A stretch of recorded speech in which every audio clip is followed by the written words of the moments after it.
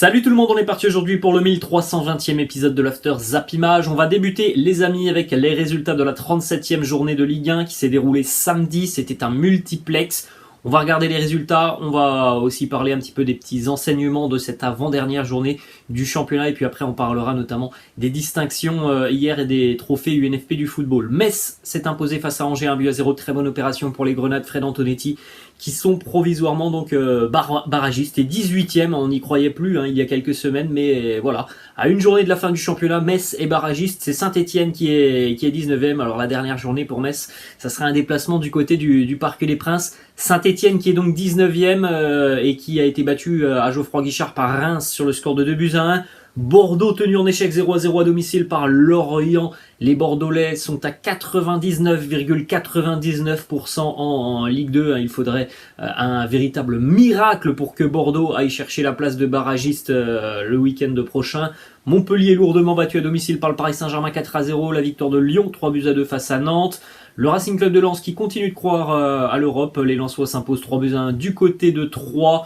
Les Troyens sont d'ailleurs maintenus en Ligue 1. Le duel important dans la course à l'Europe, c'était aussi au Roazhon Park où Rennes s'est imposé 2-0 face à Marseille. L'OM a perdu sa deuxième place donc ce week-end. Les Rennais eux continuent de croire en une qualif en Coupe d'Europe. Il faudra absolument, en tout cas en Ligue des Champions, il faudra absolument s'imposer le week-end prochain pour le Stade Rennais.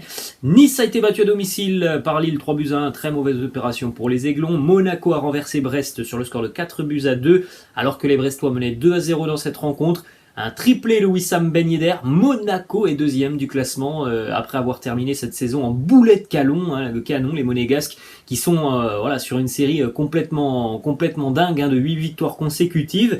Et puis du côté de la Méno, Strasbourg s'est imposé 1-0 face à Clermont. Les Strasbourgeois continuent de rêver à une qualification européenne. Clermont est lui maintenu en Ligue 1. On continue les amis donc avec les trophées UNFP du football. Regardez déjà premièrement l'équipe type de la saison en Ligue 1. Donnarumma dans les buts, Nuno Mendes, William Saliba, Marquinhos, Jonathan Klaus en défense, Dimitri Payet, Aurélien Tchouaméni et Seko Fofana au milieu de terrain. Et puis en attaque, les meilleurs buteurs du championnat, Kylian Mbappé, Martin Terrier et Wissam Ben Yedder. Le meilleur entraîneur de Ligue 1, il est rennais, c'est Bruno Genesio. On en a parlé régulièrement sur la chaîne, cette équipe rennaise, elle est flamboyante. Il y a beaucoup de bonnes combinaisons, beaucoup d'animations offensives du côté du Stade Rennais. Et ça, c'est à mettre au crédit de Bruno Genesio et de ses choix et de son envie de voir une équipe qui est très offensive. Le Stade Rennais cette saison, ça a été quand même un véritable régal. Alors j'espère pour eux qu'il y aura la Ligue des Champions en fin de saison, mais en tout cas déjà il y aura la Coupe d'Europe, ça c'est une certitude, mais pourquoi pas la petite cerise sur le gâteau lors de la dernière journée avec une qualif en Ligue des Champions. Le meilleur gardien de la saison, il est du côté du Paris Saint-Germain, Gigi Donnarumma. Alors oui, il a été critiqué, mais Gigi Donnarumma a tout de même été décoré hier donc du trophée de meilleur gardien de la saison. Le meilleur espoir de la saison en Ligue 1, il est du côté de l'Olympique de Marseille, William Saliba. On rappelle que William Saliba va devoir aussi prendre une décision et notamment avec son club d'Arsenal, avec l'Olympique de Marseille pour éclaircir un petit peu son avenir et pour savoir quelle peut être la meilleure option pour lui, continuer à Marseille ou peut-être un retour du côté d'Arsenal. Ensuite, en ce qui concerne Bamba Dieng, autre joueur de l'Olympique de Marseille, il a remporté le trophée UNFP du but de l'année en Ligue 1. C'était lors d'un match entre Strasbourg et Marseille. Bamba Dieng qui avait inscrit un retourné acrobatique tout simplement. Vous pouvez retrouver d'ailleurs ce but, je crois, sur le réseau social Twitter de l'Olympique de Marseille. En ce qui concerne Karim Benzema, il a été récompensé du trophée de meilleur français à l'étranger, évidemment, avec les stats monstrueuses de Kabenwebe cette saison du côté du Real. Trophée on ne peut plus mériter. Karim qui a réagi d'ailleurs sur Twitter et qui nous dit très heureux et honoré de remporter à nouveau le trophée UNFP du meilleur joueur du football français à l'étranger. Merci à tous pour vos votes. Ensuite, on continue les amis avec quelques informations qui concernent aussi Kylian Mbappé, l'un des heureux gagnants de la soirée. Du haut de ses 25 buts et 19 passes décisives, Kylian est de nouveau élu meilleur joueur de Ligue 1 cette saison. Bravo à lui pour une saison encore réussie et accomplie.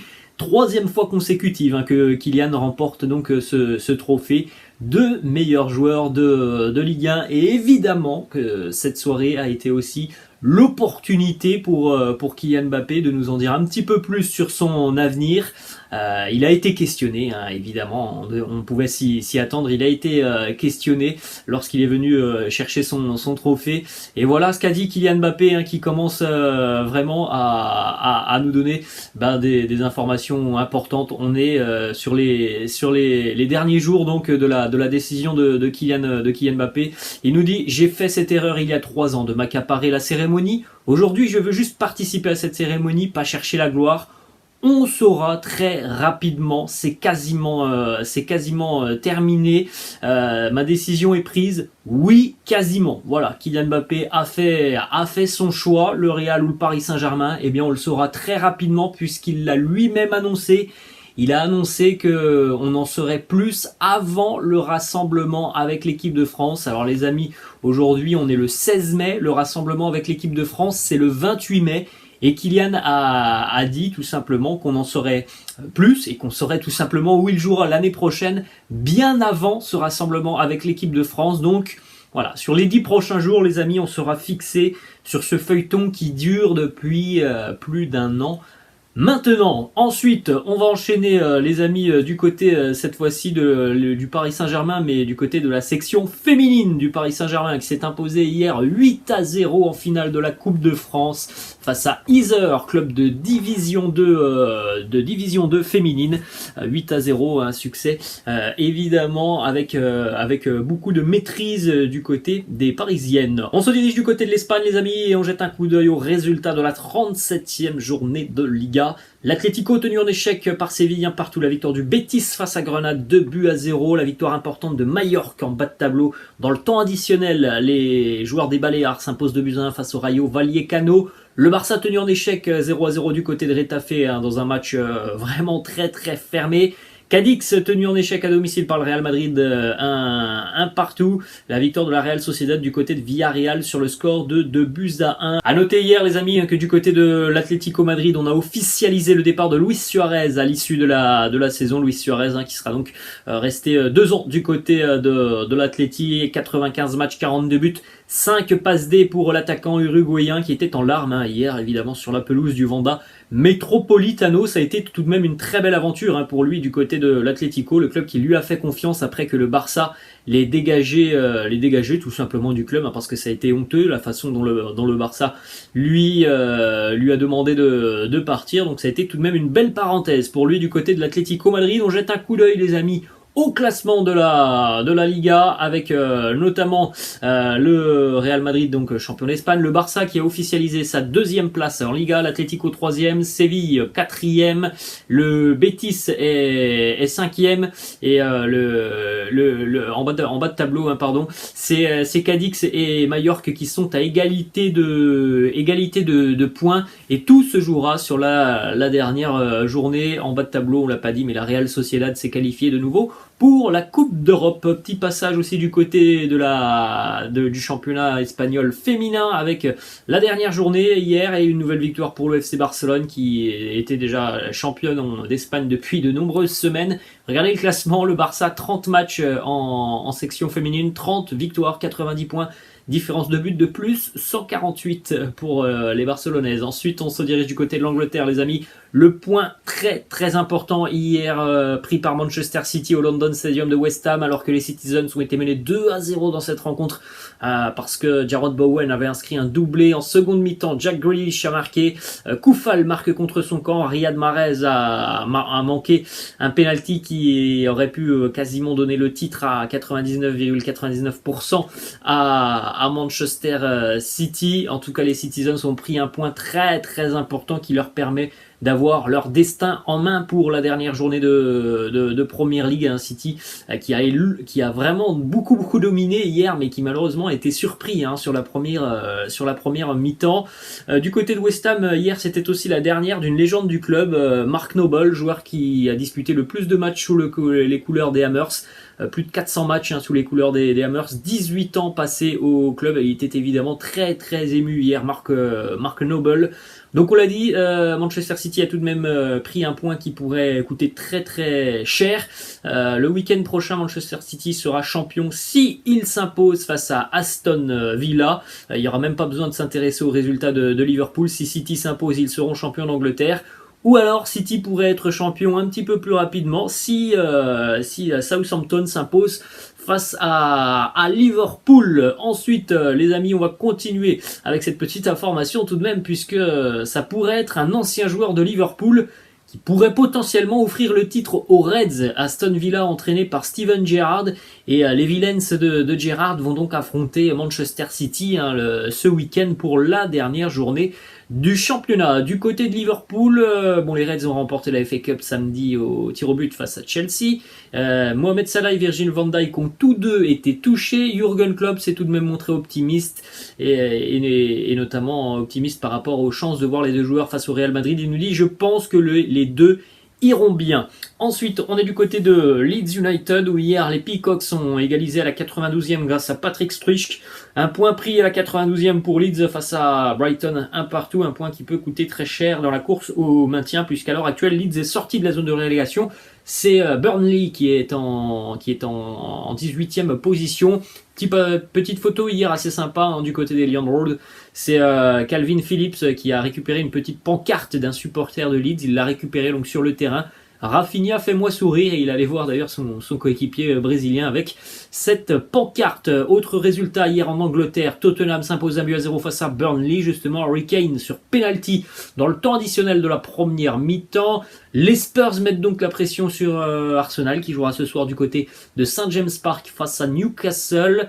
Les Gunners d'Arsenal qui sont dans l'obligation de s'imposer ce soir, sinon la qualif en Ligue des Champions, elle sera quasiment terminée pour les Gunners, puisque sur la dernière journée, Tottenham va affronter Norwich, qui est déjà relégué, alors qu'Arsenal va lui affronter Everton, qui va encore jouer son maintien le week-end prochain. On va en Italie maintenant, les amis, avec le message de Paulo Dybala, qui a annoncé officiellement son départ de la Juventus. Alors on le savait, mais c'était le club turinois qui avait communiqué. Là, c'est Paulo Dybala qui communique lui-même. Il nous dit: avec toi j'ai grandi, j'ai appris, j'ai vécu et j'ai rêvé. Ce sont 7 ans de magie, 12 trophées, 115 buts que personne ne nous enlèvera jamais. Porter ce maillot important avec le brassard de capitaine a été l'une des plus grandes fiertés de ma vie. Voilà la déclaration de Paulo Dybala, qui quitte donc la Juventus. D'ailleurs, la Juve s'active pour tenter de recruter Paul Pogba. Le club avance bien d'ailleurs sur le dossier. Un rendez-vous est prévu demain avec son avocate et les dirigeants de la Juve. Il y a déjà évolué du côté de la Juve, Paul Pogba, entre 2012 et 2016. On enchaîne maintenant avec la course au titre en Italie. L'Inter s'est imposé hier 3-1 du côté de Cagliari, doublé pour Lautaro Martinez, un but aussi pour Matteo Darmian. Mais les interistes doivent toujours attendre un faux pas de l'AC Milan sur la dernière journée, puisque les rossoneri se sont imposés hier à San Siro 2-0 face à l'Atalanta. Raphaël Leao et un but incroyable de Théo Hernandez, qui a remonté le terrain tout seul pour aller inscrire le deuxième but. Raphaël Leao, un homme très important sur cette fin de saison, avec des matchs où il est régulièrement décisif. Le but face au Genoa, la passe D face à la Lazio, le but face à la Fiorentina, le doublé de passe décisive face à Vérone, et hier le but face à l'Atalanta Bergame. Une très grosse saison pour l'attaquant portugais, qui d'ailleurs était sous le choc du but de Théo Hernandez. Regardez la réaction lorsque Théo a inscrit ce deuxième but. Raphaël Leao qui se prend la tête à deux mains, parce que franchement, si vous n'avez pas vu le but de Théo Hernandez, n'hésitez pas à aller le voir. Il a tout simplement fait une chevauchée folle de quasiment 60 mètres pour aller marquer le deuxième but milanais. Théo qui nous dit: j'ai marqué un but incroyable, c'est le plus important de ma carrière. C'est grâce aux tifosi et à toute l'équipe. Il y avait une ambiance exceptionnelle hier à San Siro. Regardez, évidemment le stade était à guichet fermé avec de nombreux tifos, et puis une ambiance complètement dingue. Les rossoneri sont à 90 minutes d'un titre de champion d'Italie qu'ils attendent depuis de nombreuses années maintenant. Stefano Pioli, l'entraîneur de l'AC Milan, qui lui: j'ai montré aux gars une interview de Kobe Bryant dans laquelle il a dit que malgré le fait de mener 2-0 en play-off de NBA, le travail n'était pas encore terminé, et il en va de même pour nous. Nous avons tant fait, mais pas encore tout. Dernière journée pour l'AC Milan, le déplacement du côté de Sassuolo. Ça sera le week-end prochain. Ensuite, résultat aussi hier du côté du Stadio Diego Armando Maradona. Le Napoli s'est imposé 3-0 face au Genoa. Le Genoa est relégué en seconde division. Naples qui s'impose pour la dernière aussi de Lorenzo Insigne, qui a d'ailleurs marqué hier sur penalty. Évidemment en pleurs, hein, Lorenzo Insigne, lui aussi c'est plus de 400 matchs joués sous le maillot napolitain, 121 buts, 95 passes décisives. L'homme du Napoli, un joueur du Napoli depuis quasiment un petit peu moins de 20 ans, hein, Lorenzo Insigne.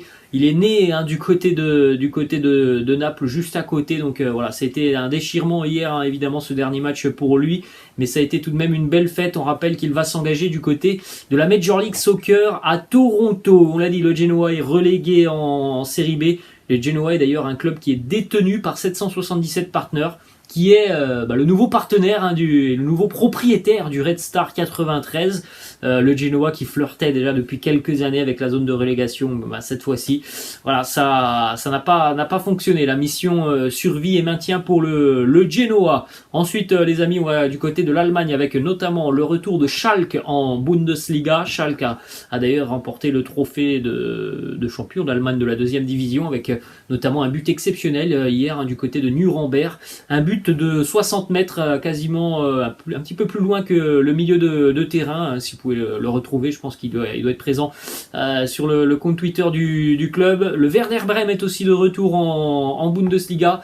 Et le barragiste, eh bien, ça sera Hambourg qui va affronter le Hertha Berlin. Ensuite, petite information sur Michael Cuisance. La particularité de Michael Cuisance cette année, c'est qu'il termine champion d'Allemagne avec le Bayern Munich.